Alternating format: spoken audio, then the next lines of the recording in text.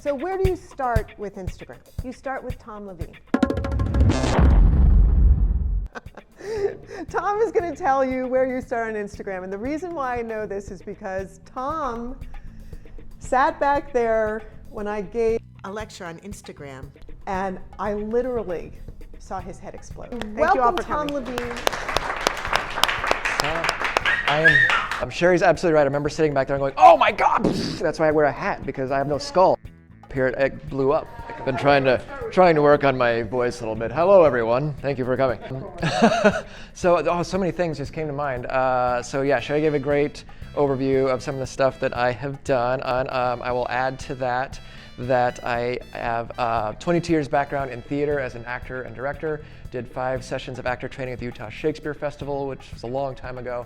I've owned and operated 2 different theater companies here in town, one for 13 seasons, which was, we never actually had a home of our own, so we just kind of roved around the valley and rehearsed in my backyard.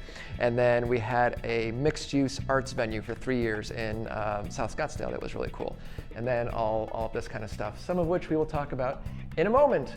But before I forget, one of the things I wanted to say about what Sheri just said about Instagram and YouTube and all that kind of good stuff is we have all these, how many millions of people, 500 million or something, I think you said, Sheri. We only need 1,000 of them. We only need about 1,000 of them to make not legitimate, but a successful business. That's really all it takes. I've done some of the math a little bit. I don't need a whole lot. I currently have a part-time job at the Phoenix Public Library System, which is cool. I'm a teen programmer there, and which kind of works with a lot of the books. That's very nice. But I certainly don't make enough to raise my entire family. That's okay. But in order to do that, I really only need like 1,000 people to give me $5 a month. That's not a lot. That's really not a lot. So we can absolutely kind of do this. All right, I just wanted to make sure I said that. So just for reference, and I thought you would appreciate this, here's what happened since I started taking the YouTube Bootcamp class. Not skyrocket. We're not like, what's that, PewDiePie, whatever the hell his name is. So we're not talking those levels, but just since putting to work the things that I've learned here, this is what's happened in 2019. 220 watch hours, 2,000 views over here, and this is my YouTube channel, and I went from about 15 or maybe 20 subscribers to 115 subscribers over the last year or so, which again, it's not mind-blowing, but it's a hell of a lot better than it was a year ago. So this is the place to be. I really believe in what we're learning here. So just for that. Also, by the way, I know I talk really fast, and if I go too fast for something or if something doesn't make sense, just say, wait, go back, and we'll go back. So, Instagram, a couple things about Instagram. This, I know it doesn't look like it, but this is an Instagram page on your bio page, on your biography page, which is where if you're scrolling through, let's start here. Who has Instagram right now, currently has an account? Oh, almost everybody. Okay, good. So you know what we're talking about, right? If you scroll through and then you hit somebody's name, it'll take you to their bio page. And you will have this grid layout of 3 across and however many down. You can keep scrolling. One of the cool things you can do, though, is plot out something that when someone goes to that bio page of yours, you can see something really cool and intentional like this. So this is obviously handwritten and just notes that I took while I was at work and I should have been shelving. I was doing this instead. And you get something more like this. So if you were to go, I don't know if it's still like this right now, but if you were to go to my Instagram, and you should, this is what you would see on my bio page. And this was an intentional design that's promoting one of my most recent books, a little Insurrection now and then. I think that looks pretty cool. Do you like the colors? I think the colors are kind of cool. Even if you don't like the colors themselves, they look good together though. There's something, they are definitely kind of in sync, which is important, and we're gonna talk a little bit about that tonight. It's gonna be so cool. I've got such cool stuff to show you. And you can do this with templates. If you're using Photoshop, for example, my favorite is Photoshop, to get the entire Adobe suite, Photoshop, Premiere, Audition, like all of their stuff is about $50 to $60 a month. And I'm happy to pay that because I use most of those programs at some point or another. If you don't have that stuff and you don't want to pay for it, if I'm not mistaken, Adobe has a trimmed down version of Photoshop you can access for free online, and it stays online. You don't have to download anything. So you can search for that, and it's really cool. And you can build stuff like this. So these 9 templates here with the border, I now have those saved in a folder, and I can access them and plug in new stuff as often as I want to. I can change the border color, I can change the pictures, change the layout, but it will still have this really cool, very intentional border around it, which I think is a lot of fun. This is just one of the things that's possible on there. There are, of course, a multitude of other options. I've seen some really cool stuff where people will use just shades of color, like you might have, if somebody has, let's say, a makeup company or a jewelry company, something like that, they would be like model, jewelry on a white stand, model, jewelry on a white stand, model, you know what I'm saying? Like, and so they'll kind of color coordinate or topic coordinate the look in these sections. And of course, you can also, okay, this is the second one. This is another one for my novel Heartless, slightly different idea.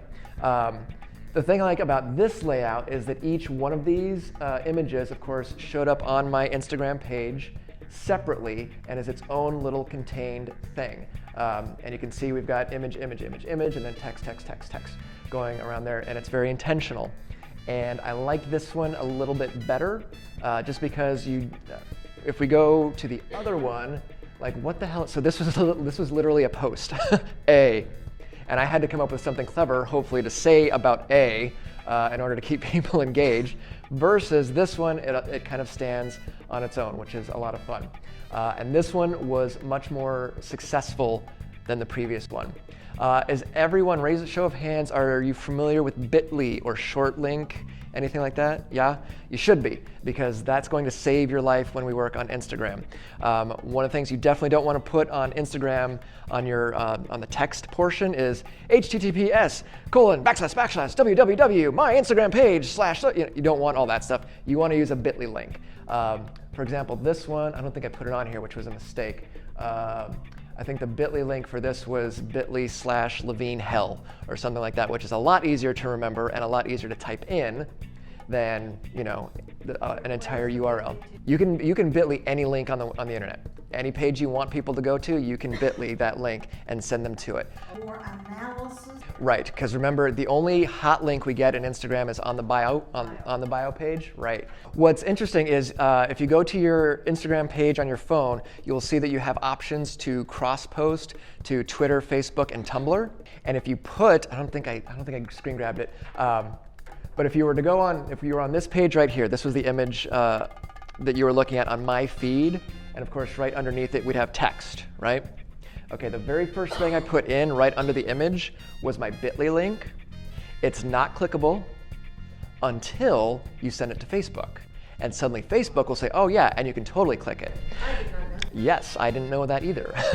So we know Instagram is owned by Facebook, right? So let's say we're looking at this image on my feed. So you're on your phone and you're just scrolling through everybody's images, right?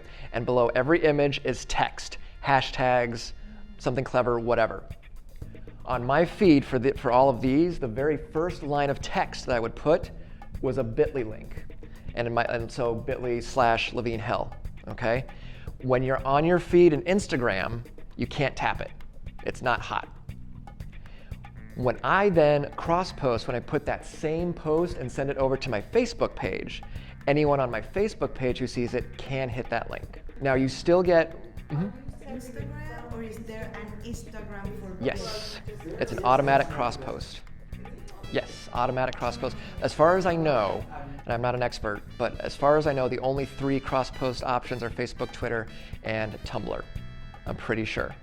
Because something else I learned, and I probably coming up, we're just going all over the place, and we're going crazy.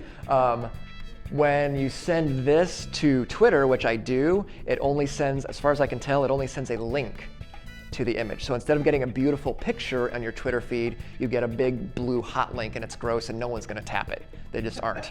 It's just not gonna happen. So that's frustrating. You're better off posting, natively posting, uploading it from your computer, your phone is the way to go when it comes to Twitter. In Instagram, as a reminder, the only hot link we get is in our bio. So you have to go to the bio page to tap that link. And typically, as Bonnie was saying, typically my default link that I will put is to my YouTube channel, because that's where I want to send people. If I'm doing a campaign like this, then I might change it to an Amazon link or email list, something like that, whatever it is I'm trying to kind of grow at the moment. But typically that's going to be, I would suggest, an email list page, landing page, a product, or YouTube, something like that. But you have to remember too, it shouldn't technically impact anything, but Facebook and YouTube do not like one another. They really, really do not get along. So they don't dig on that. I don't know if using a bit.ly helps kind of camouflage that. I mean, they won't prevent you from using it. Facebook is not a big fan of us sending people to YouTube, so just something to keep in mind for what it's worth. Any other questions? Yeah, go. There's an app called LinkTree. LinkTree. So Somebody write that down, because I'm not taking notes. Oh, like a bookmark page, kind of.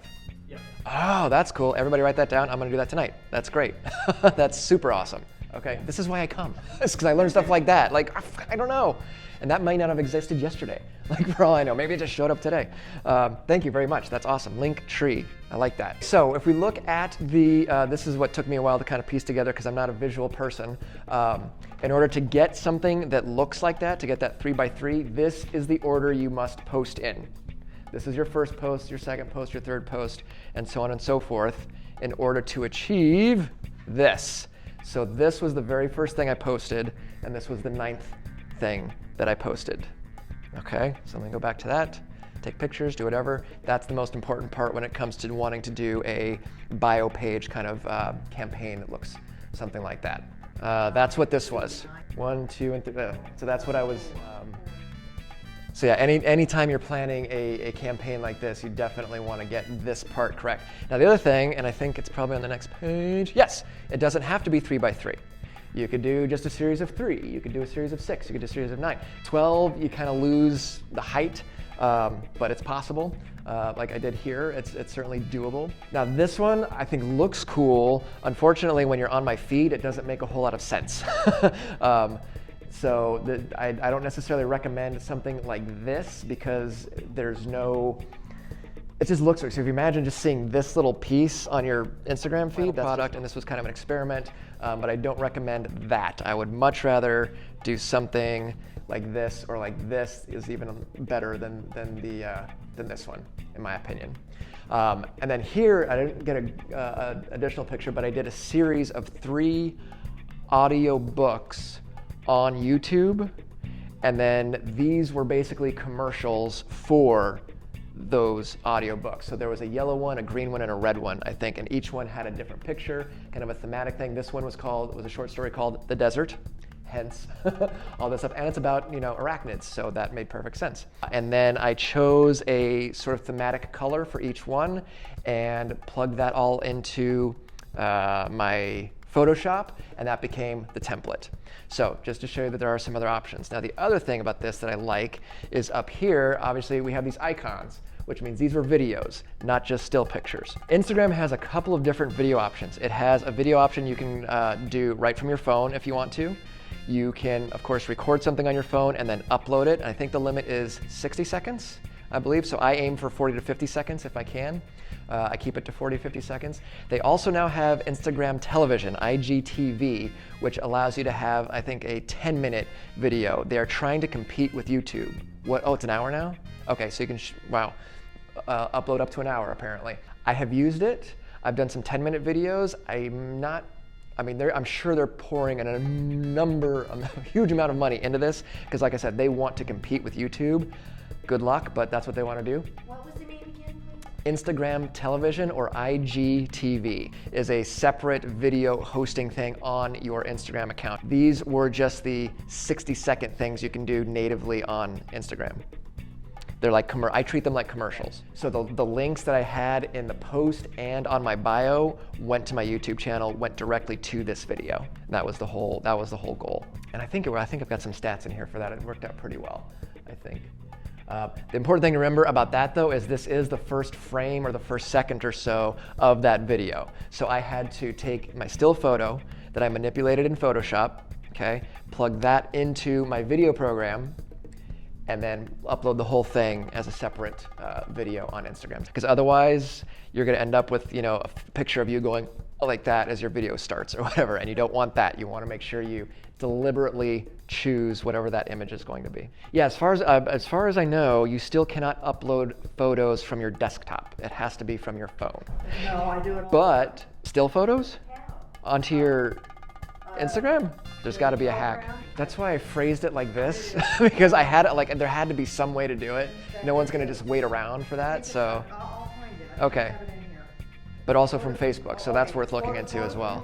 So what I have been doing is this whole, you get it from my phone, upload it to my G drive, pull it back down from G drive onto my desktop, manipulate it, put it back into G drive, go back to my phone, download it from G drive. It's a nightmare. I knew there had to be a shortcut, so those are 2 ways we need to look at from now on. Coming up is part 2 of Tom's talk about using Instagram for your business.